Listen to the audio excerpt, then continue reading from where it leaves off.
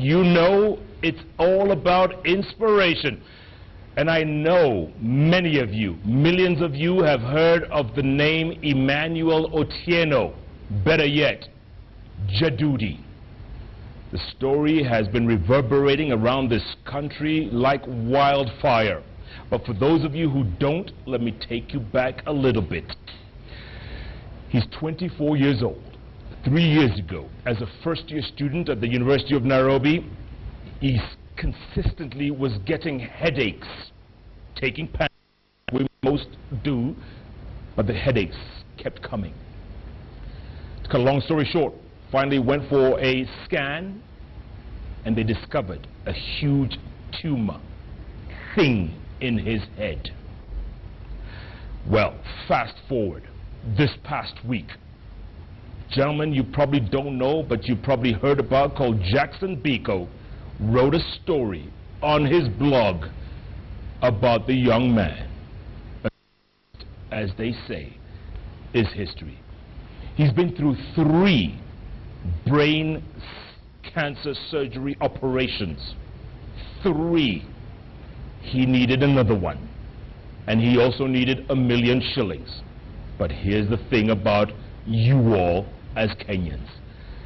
In less than 48 hours, he had raised more than 6 million. I'll say that again, 6 million shillings. In between all this, there's a young lady, if I can just get a title right, feminist, social justice, digital media consultant. Wow, I got it. She got involved, and she's been on this from day one.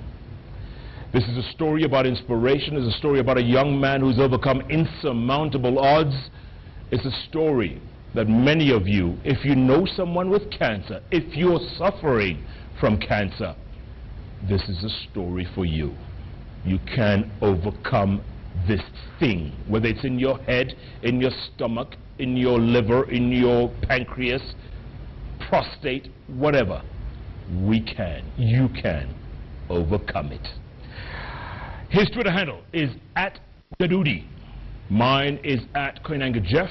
The young lady I was talking about, the social for the feminist blah blah blah blah, @Zawadi Nyong'o. Start tweeting. The hashtag we're using tonight, Jadudi. He's speaking with a bit of a slur because that thing in his head is pressing on his brain. Bear with us.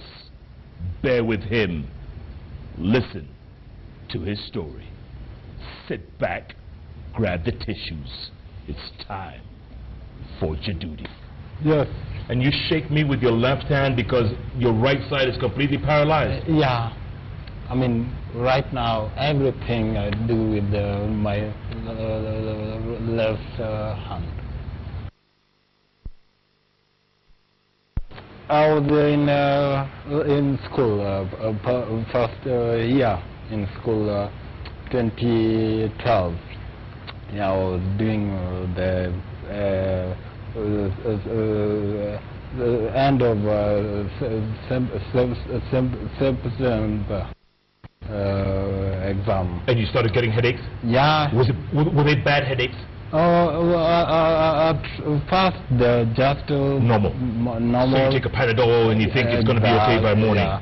Then there was some Friday. I mean, the headaches were now intense. I cannot. Like what? I mean, what do you mean intense? Do you mean like you can't sit up, you can't stand? Yeah,